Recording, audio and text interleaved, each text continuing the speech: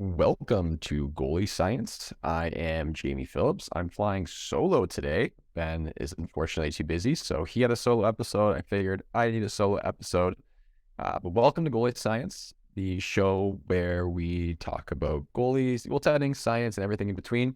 Proud sponsor by Resilient Hockey, the premier hockey rehab providers. So instead of listening to me ramble, I decided to have today as a Q&A answer. So I put a bunch of questions on Instagram, and we're just going to go through it and we're going to answer it. And it might, hopefully, it's a little more entertaining than Ben. Ben is the stats guy, and I know he's a stats nerd, and that stuff sometimes goes way over my head. Actually, not even sometimes, all the time. But the first question here, and I can't pronounce the Instagram name, so I will just read the question. Would practicing with a heavier stick than a game stick improve your explosiveness? And this is an interesting question. So this goes back to why we're not firm believers in, weighted goalie skating, weighted med ball training, banded or power shoot training, is because there's actually a lot of evidence to show that it does slow you down, and it also messes quite a bit with your biomechanics. If you get used to a heavy stick and how that feels, it might alter your stance. You're actually going to become slower because you have to move, extra weight. When you look at the literature around like sprinting, especially in like shot put, the amount of variation is, I think there's one study, I wish I could remember the citation or whoever wrote it, and it was about plus or minus 6% of an increased range. So if you have, if you have a shot put that's 10 pounds, you're looking at like 10.6 to 9.4 is the range where you get benefits. But it's really very, very hard to measure. Like, how do you measure, point? So 6% of banded tension. So ultimately, no, again, there's a reason why pitchers don't pitch with weighted balls. And you can see that in terms of like using a weighted bat in baseball. There's a lot of literature on that shows that it actually does slow down your swing. And there was a product years ago that was weights that would go on like the tucks of your skates. And they were all the rage, and everyone thought they're going to make you a lot faster. Well, there's a reason that those kind of fell off the market, because ultimately it'll make you slower. If you're trying to become more explosive, focus on that in the gym, and then practice like you play. Use the amount of equipment that you normally use. Trust me, it's better. What will the next big change in the position be? Example, the impact of the RVH. So I think we've answered this one before, and I'm really not too sure. I've said in a couple of public forums that I do believe that we are now at the pinnacle of goaltending, as long as there's no major rule changes or equipment changes. If there's equipment changes or rule changes, then there will probably be adaptations. However, as of right now, the style hasn't really changed. Yes, we've added in the RVH. I think maybe even the soft seal would be I'd probably put that under the RVH umbrella, but I don't know what's going to change. And I know a lot of it will probably be something to do with the post, because people can never make up their mind about what was on the post. But I just think that the tools we have so far, when used properly, are effective. And I know people have tried to add in the panda and all these things, and for me, the juice isn't worth the squeeze. But the honest answer is I don't know, but I'm pretty sure that we are at the pinnacle of goaltending. What's the best way to get heart rate down and relax after a late night men's league game? So this is a good question. So ultimately, I do a little bit of heart rate stuff and breathing with my athletes. I tend to leave that up to the mental mindset coach, because we usually merge it into the mental training. But ultimately, like having some sort of breathing pattern, whether that's box breathing, so 4 seconds inhale, hold for 4 seconds, exhale for 4 seconds, hold on the exhale for 4 seconds. That's a Navy SEAL trick that works. You can do things, if you look at sort of like healthcare way, there's called dyspnea, or the lack of, the ability to breathe oxygen. So you can have dyspnea relief positions, purse lip breathing, so in through your nose, smell the roses, blow out the candle. So that allows you to control your breathing. as well as different meditative practices that will help. Um, it's really dependent on what's you, but I do like the meditation part because it also allows you to calm your mind. And typically your adrenaline, your mind is racing. So if you can get your body from that fight or flight state into that rest and digest state, that's very, very important. And meditation is a really good tool when you use properly to do that. Oh, this is okay. So this one is less sciencey, but what is one thing Blake Pietla, so my goalie this year at Michigan Tech, who was a Hobie Baker finalist and a Richter finalist, what does he do so well in practice or games? He does the little things right. He shows up and works as hard as he can every single day. And then when it comes to the games, he doesn't overthink it. He plays within his system. He's a smaller guy. He manages his depth incredibly well. He beats things on his feet, and that's why he's been so successful. There's no mystery to that. It's that he puts in the work. And when I got him 3 years ago, we made some small, subtle adjustments to his game, and it pays off. And he was willing to listen and actually implement those adjustments. And I think that's the biggest part. Um, this one is an obvious one. Is vision training good for goalies? Yes. Vision training is good for every athlete. There are things like Visual Edge, which I've never used, but I've heard a lot of good things. I'm also a big believer in going to a sports optometrist and getting your eyes measured or tested to make sure that there aren't any physiological disparities. So all the nerves are firing right, the muscles are firing right. You might be surprised what you see. I know there's a good one out in the GTA. If you're in the GTA, Milton Sports Visions, Dr. Ackerman is the physician there, and he is the best. That's who I worked with. And then doing his stuff is like program that he had, his protocol actually really improved my tracking, like more so than I thought it would. So definitely shout outs Dr. Ackerman at Milton Sports Vision. How should we handle screens when there is a quick movement where we can't see anything? So ultimately, we can get into the nitty gritty of screens in terms of whether you look on the short side or far side. If the shooter's left hand, do you look on the blocker side or glove side? But ultimately, you have to do whatever it takes to find the puck. If there's a quick movement, like a flash screen, so a player skating in front of you, there's nothing you can do about that. And if the flash screen occurs and you lose vision, and they lose that release and they beat you, there's nothing you can do. There's a reason that teams have set plays with flash screens because they're unable to be controlled by your defenseman. But if there's a stationary screen in front of the net, make sure you leave enough for separation between you and the battle that's going on in front of the net so that when you execute a save, you don't get caught up in their gear and get like all twisted around, because especially if you're in the white ice, they're not going to call that as goalie interference. So leave some separation, but do what you need to do in order to see the puck. And if that's looking over, looking down, looking around, and sometimes, and I will say it, sometimes being slightly off angle in order to get some vision on the puck, it does outweigh the risk of, or like the downside of being off angle. Does RVH need to be at a tow bridge? So yes, I think so. And actually, I'm going to save this one. And if you go to my Instagram, I'm going to have a post with Derek Boujan, hopefully this week when you record it. So today is Monday, May 15th. You're listening to this hopefully on Tuesday, May 16th, when it was released. This week, probably on Saturday, I'm going to have a post. Yes, there's a couple of reasons, and we're going to get into the post, because I really believe that the visual explanation of this is really good. And also my coach, Derek Boujan, gave me a new perspective on it. We agree, but he went above and beyond my explanation, and I really want him to, one, take credit for it, and two, be able to explain it as well as explain it to me. Okay, well, this one is outside. This is definitely not a medical advice podcast. How do I stop getting concussions so often? 2 concussions in 3 months. You're going to have to go see a specialist. 2 concussions in 3 months is not good. There's a thing called second impact syndrome, which means you're returning to play. Also, not sure who cleared you to play, but you should really, the concussions are nothing to joke about.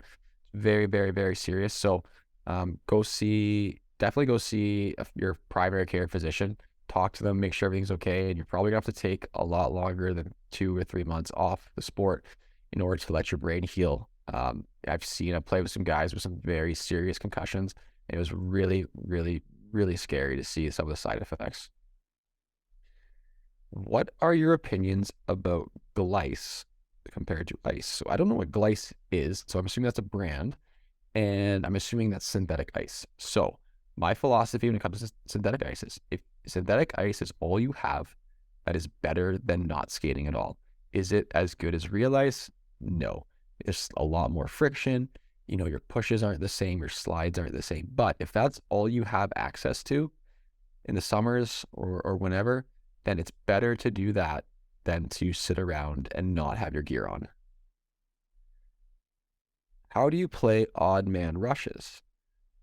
Well, again, this is one of those, it depends. So if you're listening, I want you, don't try to make goaltending into something that's black and white, because it's not. It's colorful, it's dynamic. Very few times are the situations exactly the same. So as a response, us as goalies, we need to be dynamic and we need to be able to make reads. And so as coaches, Ben and myself, we really emphasize the cognitive part of being a goalie, or that hockey IQ or that goalie IQ. The ability to read the play is so important. You have to understand, okay, the play is coming in. What hands are everybody?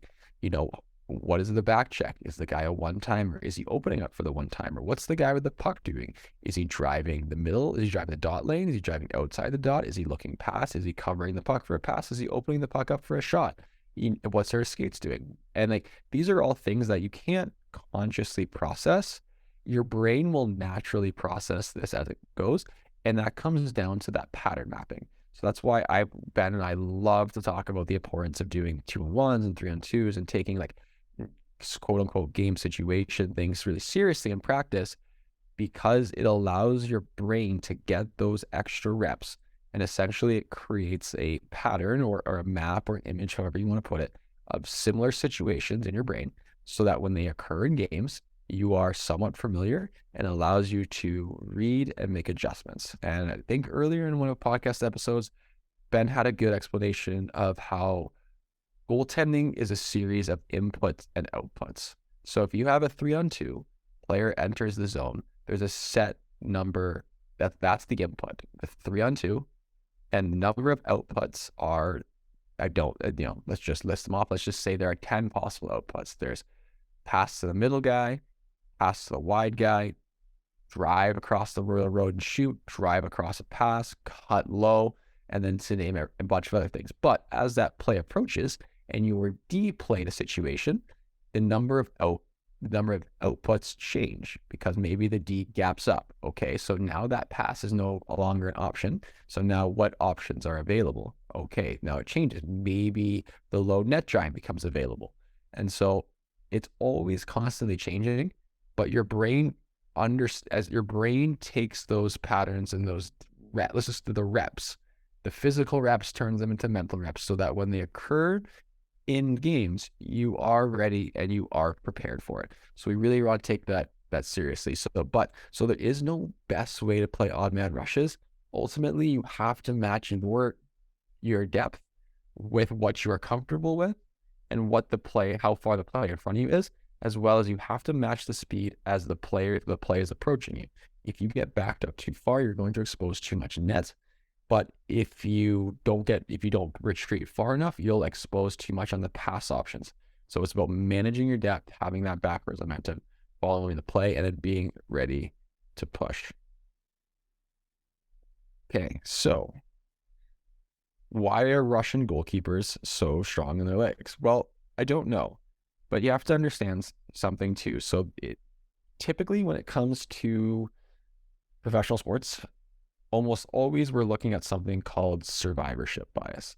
So we like to look at what did all the professional athletes do to get them there, and we tend not to look at what did the people that didn't make it, what did they do wrong, or what can they improve. And so right now, Russian goalies are taking over the league. There's probably a lot of reasons for it. Most realistically, it's because they have a large pool of selection and draw from. Most of them trained their entire life, and Also, we tend to get the best of the very best, meaning the Vasilevskis, the Shesterkins, the Sorokins, they are easily the best of the best, and they're the best of the best anywhere. Now, there's a lot of Russian goalies that are not on that level that are playing all over Europe or in the American Hockey League. It's just that with a large pool and you're getting these big outliers, they're having success. So I think Ben and I talked about it in terms of the Canadian goaltending podcast episode. There is still a large number, the majority of number of goaltenders are from North America. However, in the past few years, you haven't really had that complete dominant goaltender that Russia seems to have. So it does skew the perception. There's also a story here is one of the goalies that was in the Winnipeg system with me, when we were talking through our Google Translate app, he told me that he stopped going to school at 12 years old because he had to focus on hockey. And I don't think that's a good thing, but obviously it worked for him. He plays pro. He still plays pro. He plays in the KHL. Now, that would never fly in North America, and hopefully it doesn't, but it just shows you that it's a different culture, and athletics is prioritized above everything else for certain people. And if that means that stop not going to school at 12 years old is the route they take, that's the route they take. That's just not what happens in North America. Now, I'm not saying whether that's good or bad. You can argue either way. Personal belief is that I think you should always go to school. I'm a big, as someone who's educated myself, I value a lot of education. At the very least, get your high school education in. It just sets you a lot better up for life. But that is also another reason if you have kids that are growing up and being born and bred to play only hockey, you're going to end up with a lot of really, really good hockey players. Let's see. Are there any other good ones before we hop off? How do I become a better skater? So that's actually a really tough one. And for me, my beliefs on becoming a better skater have changed. So you do need to become stronger, faster, more agile, and you do come that on and off the ice by doing specific drills and specific agility drills. So being able to react to certain things. But ultimately, I found that the goalies that really progress in their skating learn to manage the weight in their feet. They can transfer their weight from their heels to their toes to the ball of their foot. They can transfer from the inside edge to the outside edge seamlessly. And that ability to control your balance and your weight, I have found helps to improve a goalie's skating ability. So a lot of drills that I do with the EGM program is we do a lot of those type of drills, dynamic skating, down skating, whatever you want to call it. Bujan was big with that for me, and it did help my skating ability. Now, I was never a great skater. I was better than average because I was able to, by skating, help me get to pro, but I was definitely not an elite pro level skater. But it did, these type of edge works, I wish we found them earlier in my career, but that's okay. Now I try to make sure all the young goalies participate in it. So, last question. Does juggling improve hand-eye? And I think we've mentioned this before. Does juggling improve tracking? And I think we've talked about this. So juggling does improve hand-eye, or your ability for your hands to change and adapt to the visual stimulus in front of you. Now, tracking a puck is different because it's very multifaceted, meaning it's not just you see the puck, you stop the puck. There are the visual distractions of the play in front of you. So that multi-object tracking, there's the angle and the release of the blade. There's the speed of the puck. We know that if the puck is within a certain distance and coming at a certain speed, it's impossible to actually be able to react. So being able to register where that puck's going, have that information go into your eyes, through your optic nerves, into your brain, and then your brain to send out a signal to the muscles in terms of how to react. It just doesn't happen fast enough. So essentially it reacts based on patterns similar to the rush play situations. So the best way to improve tracking is you have to face shots. You have to allow your brain to get that pattern mapping, to see all different shots from all different angles, from all different hands at all different speeds. and then you will begin to adapt. And there's a reason that hockey is an age group sport. When you're U12, you're facing U12 shooters. And yes, some kids will shoot harder than others, but as you mature and as you grow, you have a year of players your age that are shooting proportional to your age. That as you go to U13, everyone gets a little bit stronger, but you're able to adapt. And there's a reason when goalies make that jump from AAA to junior, and maybe they're playing at U16 and all of a sudden they're playing at U21. There's a wide range. People are a lot stronger. You're playing still against men. And so there's a period of adjustment, and your eyes adjust, and your eyes adapt, and your brain adapts. But hand-eye and tracking drills, you should do them. So I'm not trying to poo-poo or say you shouldn't do them, but you should. But they're not going to improve your tracking specifically. It will transiently, so meaning if your hand-eye is better, you're probably going to be better at tracking. But tracking itself in terms of actually being able to stop a shot, you just need to face a lot of shots and do a lot of tracking drills. And also you have to make sure that your save execution is correct. Can't tell you how many goalies I see. They'll tell me, hey, I'm bad at tracking, and they're making saves behind their body, or they're not watching the pucks all the way in, or just these little mechanical things that make a huge, huge difference. So it's not always the eyes itself. It's off. It can also be the mechanics. So that's all the questions that I had. So I hope you enjoyed this podcast episode of just me flying solo. Hopefully next week we can get Ben on and we can talk. I think another topic that was discussed was equipment and injuries. What can we do to reduce the number of injuries, and can we adjust the equipment? And there's a couple studies that we can reference on that. So I'm not going to spoil it. We'll talk about that next week. So thanks for listening. If you're on Spotify or iTunes, give us a rating. Hopefully 5 stars if you enjoyed it.